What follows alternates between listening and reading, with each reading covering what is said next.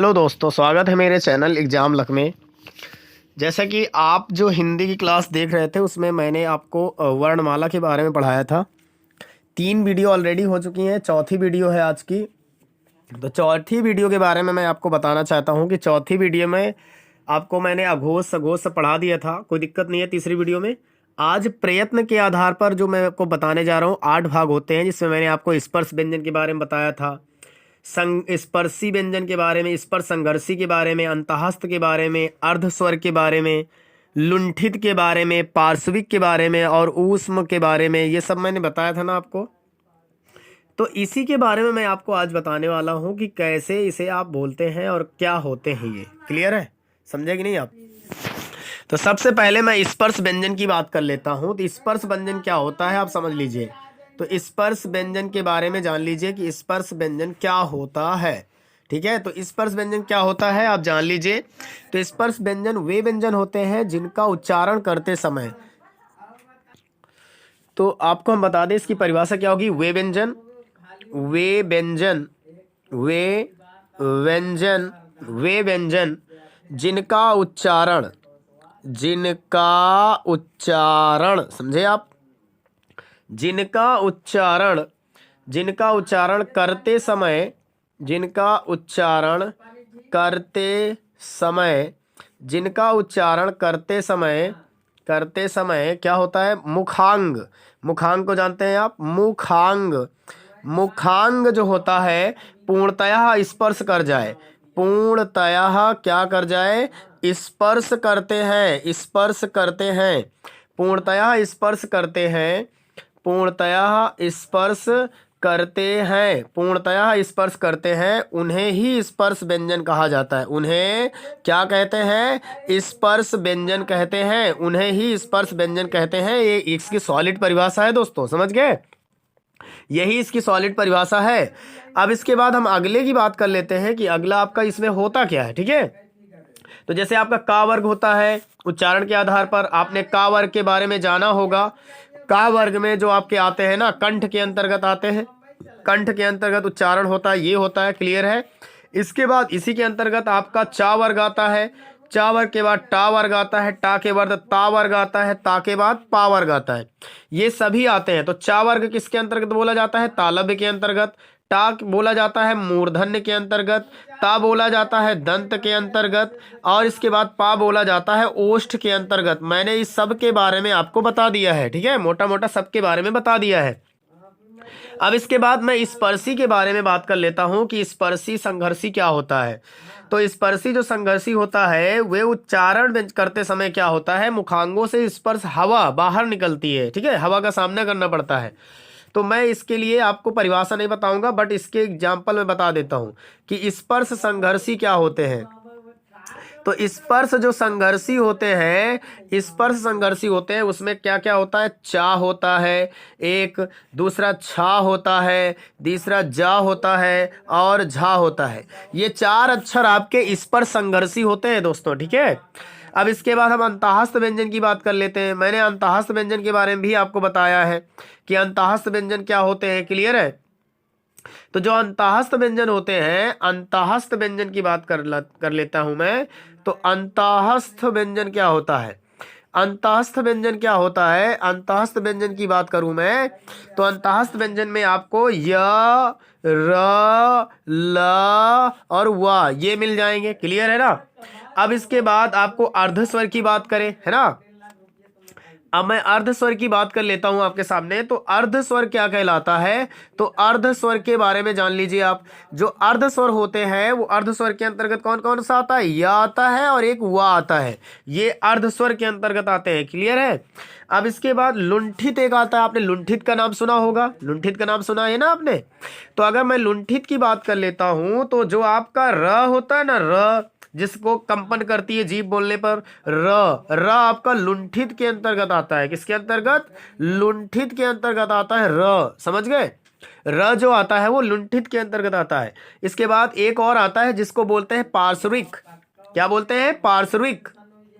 तो अगर मैं पार्श्विक के बारे में बोल देता हूं तो पार्श्विक क्या होता है, तो आप पार्श्विक के बारे में जान लीजिए। तो पार्श्विक मेरा होता है आपका ल। केवल जो ल होता है ना, ये पार्श्विक के अंतर्गत आता है। समझे कि नहीं समझे? अब मैं ऊष्म व्यंजन की अगर बात करूं आपके सामने, मैंने उसके बारे में कई बार डिटेल से चर्चा की है आपके सामने, लेकिन मैं अगर अभी बात करूं कि ऊष्म व्यंजन क्या होते हैं, तो ऊष्म व्यंजन होता है क्या, या नहीं होता है, ये तो अंतःस के अंतर्गत आता है। ऊष्म व्यंजन होता है ये स और ये ह, ये ऊष्म व्यंजन के अंतर्गत आते हैं। ये भी बहुत इंपॉर्टेंट है, समझ गए कि नहीं आप? ये ऊष्म व्यंजन के अंतर्गत आते हैं। क्लियर है ना?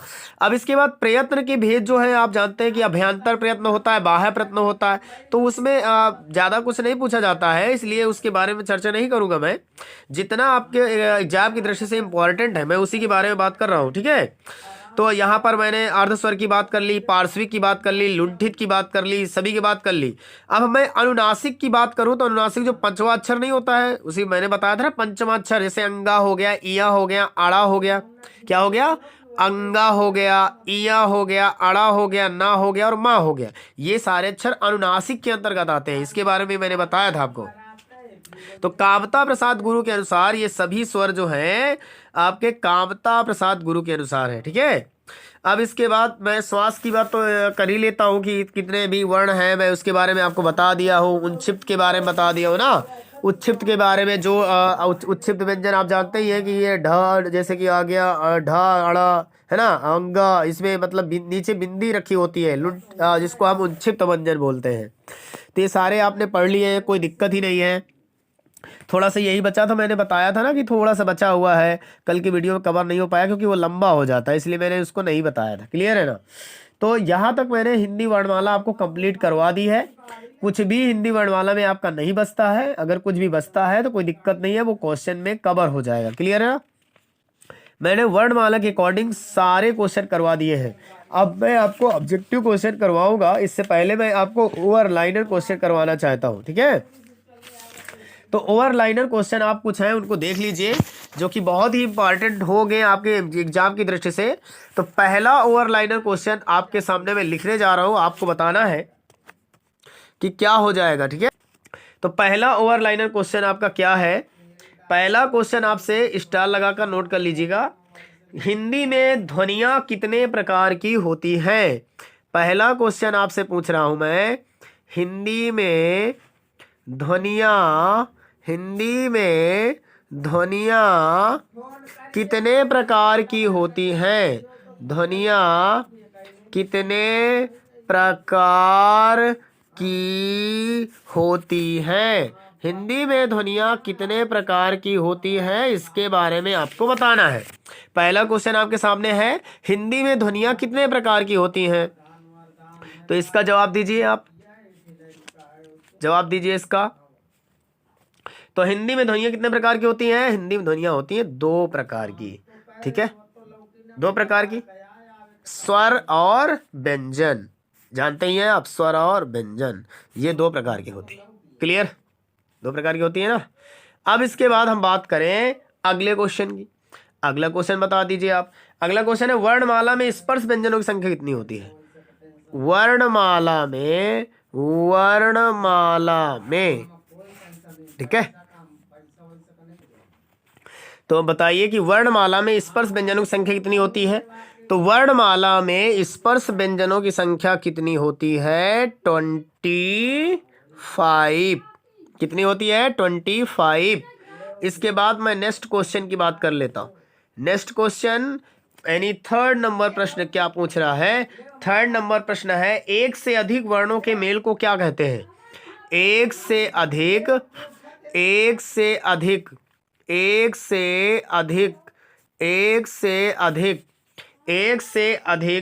वर्णों के मेल को क्या कहते हैं? वर्णों के मेल को क्या कहते हैं? वर्णों के मेल को क्या कहा जाता है? बताइए, एक से अधिक वर्णों के मेल को क्या कहते हैं? तो हम बता दें, इसे कहते हैं अक्षर। क्या कहते हैं? अक्षर। समझे? अगले प्रश्न की ओर चलते हैं। मैं लिख कर बता रहा हूं, इसलिए अपनी कॉपी में तुरंत नोट कर लीजिए। अगला क्वेश्चन है, भाषा की सार्थक लघुत्तम इकाई किसे कहा जाता है? ठीक है, तो उसे कहा जाता है शब्द। क्या कहा जाता है? शब्द कहा जाता है। क्लियर? अब इसके बाद नेक्स्ट प्रश्न की बात कर लेता हूं। नेक्स्ट प्रश्न आपसे पूछ रहा है कि हिंदी वर्णमाला में व्यंजनों की संख्या कितनी होती है?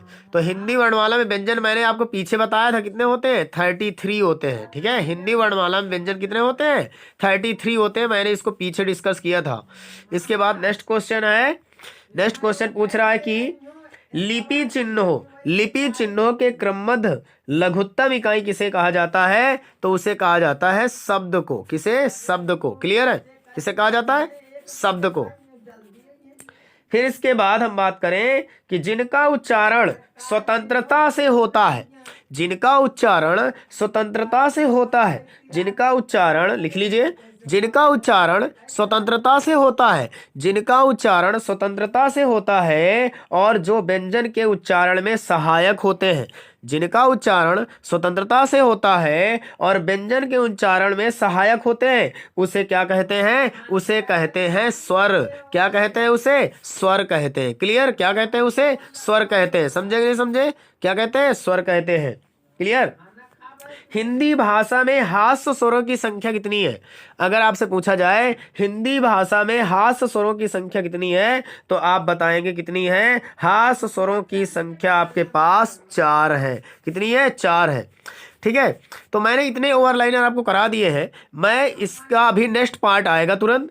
नेक्स्ट पार्ट में मैं इसके टाइपिंग क्वेश्चन आपको पढ़ाऊंगा। ठीक है, टाइपिंग क्वेश्चन ज़्यादा इंपॉर्टेंट होंगे क्योंकि ये लिखने का ढंग थोड़ा सा इसमें सही नहीं है, इसलिए मैं इसको टाइपिंग क्वेश्चन आपके सामने लाने जा रहा हूँ, ऑब्जेक्टिव वाले। ठीक है, तो बस अभी आप वेट करिएगा, अभी 10-15 मिनट के बाद आपकी वीडियो आ जाएगी। क्लियर? ओके, ठीक, bye bye, good night. Hello दोस्तों, स्वागत है मेरे चैनल एग्जाम लक में। देखिए, आप इसमें मैं आपको बताने वाला हूँ इस वीडियो में तुरंत कि हिंदी में जो ध्वनियाँ हैं वो कितने प्रकार की होती हैं। तो हिंदी में ध्वनियाँ कितने प्रकार की होती हैं आप बताएंगे। तो हिंदी में ध्वनियाँ कितने प्रकार की होती हैं, जल्दी से जवाब दीजिए। तो हिंदी में ध्वनियाँ कितने प्रकार की होती हैं, इसका जवाब आपको देना है। आप ही इसका जवाब देंगे और कोई नहीं। ठीक है, बताइए इसका आंसर, जल्दी से जवाब दीजिए। तो हिंदी में मैं आपको बता दूं, ध्वनियाँ जो होती हैं वो 2 प्रकार की होती हैं। कौन कौन सी? एक होता है स्वर, एक होता है स्वर और एक होता है व्यंजन। एक होता है व्यंजन। क्लियर है? अगला प्रश्न आपसे क्या पूछ रहा है? वर्णमाला में स्पर्श व्यंजनों की संख्या कितनी है? तो वर्णमाला में स्पर्श व्यंजनों की संख्या कितनी है? 25। कितनी है? 25। एक से अधिक वर्णों के मेल को क्या कहते हैं? एक से अधिक वर्णों के मेल को अक्षर कहते हैं। मैं आपको बता चुका हूँ, क्या कहते हैं? अक्षर कहते हैं। भाषा की सार्थक लघुत्तम इकाई किसे माना जाता है?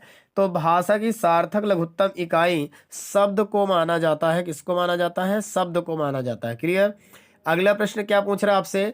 हिंदी भाषा में हास्य स्वरों की संख्या कितनी है? तो हिंदी भाषा में हास्य स्वरों की संख्या कितनी है? जल्दी से जवाब दीजिए। तो हिंदी भाषा में हास्य स्वरों की संख्या कितनी है? जल्दी से जवाब दीजिए। तो हिंदी भाषा में हास्य स्वर कितने दिए गए हैं?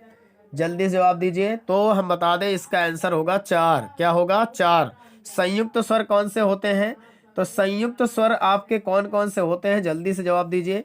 तो संयुक्त स्वर मैं आपको बता दूं कि क्या होते हैं संयुक्त स्वर, जिसमें एक आता है ए, यानी जो सहायता से बनता है, ए और ए, इसके बाद ओ और इसके बाद औ, ये आपके संयुक्त स्वर होते हैं। मैं इनके बारे में चर्चा कर चुका हूं। ठीक है, ए, ओ, औ। कंठ तालव्य स्वर कौन सा है? तो कंठ तालव्य स्वर कौन सा होता है? ए होता है और ए होता है। ए होता है और ए होता है। क्लियर है? इसके बाद आपसे पूछ रहा है कि हिंदी में स्वर कितने प्रकार के होते हैं? तो हिंदी में जो स्वर होते हैं वो कितने प्रकार के होते हैं? जल्दी से बताइए। तो हिंदी में जो स्वर कितने प्रकार के होते हैं ये पूछा गया आपसे। तो हिंदी में स्वर होते हैं 11 होते हैं टोटल। ठीक है, स्वर कितने हैं? यहाँ जो प्रकार लिखा हुआ है ये थोड़ा सा गड़बड़ है, तो इसे आप ध्यान न दीजिएगा। हिंदी में स्वर कितने होते हैं ये पूछा जाएगा, तो 11 होते हैं। इसके बाद हिंदी में भाषा में व्यंजन की बात पूछे, व्यंजन कितने होते हैं? 33 होते हैं। मैं इसके बारे में बता चुका हूँ। अगला क्वेश्चन आपसे पूछ रहा है कि व्यंजन और स्वर के संयुक्त रूप को क्या कहते हैं? तो व्यंजन और स्वर के संयुक्त रूप को अक्षर कहा जाता है। मैं कई बार डिस्कस कर चुका हूँ। क्या कहा जाता है? अक्षर कहा जाता है। इसके बाद लुप्त स्वर कौन सा है? तो लुप्त स्वर आपका कौन सा होता है, जल्दी से जवाब दीजिए। तो लुप्त स्वर कौन सा आपका गायब हो चुका है, जिसको हम बोलते हैं ओम। क्या बोलते हैं? ओम। लुप्त स्वर को ओम कहा जाता है ना। ओम के बारे में आप जानते हैं ना, ओम क्या होता है, ऐसे बोलते हैं, इसे लुप्त स्वर कहते हैं। आजकल ये यूज नहीं किया जाता। कौन सा स्वर संवृत होता है? संवृत आपका बता दे ई होता है। क्या होता है? ई। ए और ए का उच्चारण स्थान कौन सा है? ए और ए और ए का जो उच्चारण स्थान है वो कहाँ से होता है? वो कंठ तालव्य से होता है। कहाँ से होता है? कंठ तालव्य से होता है। कंठ तालव्य से कई बार डिस्कस कर चुका हूं मैं। तो भाषा की सार्थक इकाई कौन सी होती है? जल्दी से जवाब दीजिए। भाषा की सार्थक इकाई किसे कहते हैं? यदि आपको पता है तो कमेंट करके बताइए, जल्दी से जवाब दीजिए कि भाषा की सार्थक इकाई क्या होती है। तो भाषा की सार्थक इकाई होती है क्या? वाक्य। क्या होती है? वाक्य होती है। इसके बारे में बता चुका हूं आपको। इसके बाद आपसे पूछा जाए वाक्य से छोटी इकाई किसे कहते हैं? तो वाक्य से छोटी इकाई होती है उपवाक्य। क्या होती है? उपवाक्य। इसके बारे में बता दिया गया। अगला बताइए, उपवाक्य से छोटी इकाई कौन सी होती है? उपवाक्य से छोटी इकाई होती है पदबंध। क्या होती है? पदबंध होती है। इसके बाद आपसे पूछ रहा है पदबंध से छोटी इकाई कौन सी होती है? तो ये होती है पद, जिसको शब्द बोलते हैं। इसके बाद अगला पूछा गया है आपसे पद से छोटी इकाई कौन सी होती है? तो वो होती है अक्षर। क्या होती है? वो होती है अक्षर। क्लियर है। इसके बाद अक्षर से छोटी इकाई कौन सी होती है? वो होती है ध्वनि। क्या होती है? ध्वनि। मैं इस सब के बारे में डिस्कस कर चुका हूँ। क्लियर है। तो ये सारे क्वेश्चन मैं आपको करवा चुका हूँ। ये सारे क्वेश्चन आपके हो गए हैं। अब इसके बाद आपका एक बढ़िया सा टेस्ट होने वाला है, जो कि आज नहीं होगा, वो कल होगा। बहुत ही बेहतरीन, जिसमें कम से कम मैं 100 क्वेश्चन करवाने वाला हूँ आपका। यानी 250 क्वेश्चन लगभग हैं वर्णमाला में। 250 क्वेश्चन आपको 2 वीडियो में लगभग कवर हो जाएंगे। तो 2 वीडियो में मैं इसका टेस्ट करवाने वाला हूँ, जो कि बहुत ही बेहतरीन होगा, बहुत ही अच्छी तैयारी के लिए। ठीक है। तो आना कल ना भूले, कल की डेट में आना ना भूले। कल होने वाला है महासंग्राम, यानी महासंग्राम वर्णमाला का। ठीक है। तो आपने कितना सीखा इन 3 या 4 वीडियो में, वो आपको टेस्ट करना है। ठीक है। तो आप लोग इसका नोट्स बनाए होंगे। यदि आपने वीडियो शुरू से नहीं देखी है तो देख लीजिए चारों, और इसे नोट्स बना लीजिए, और कल टेस्ट में शामिल जरूर होना, जिससे बेहतरीन क्वेश्चन आपको कितने आते हैं कमेंट भी करने हैं। ठीक है। तो अब बस आज के लिए इतना ही, और आगे अपना रिवीजन करिए, 3-4 वीडियो देख लीजिए, फिर से एक बार नोट्स बना लीजिए जिसका छूटा हो। अब कल मैं इसके लिए बेहतरीन क्लास डालने वाला हूँ, इसलिए आज यहीं तक ही करवाता हूँ। Bye bye, take care, good night.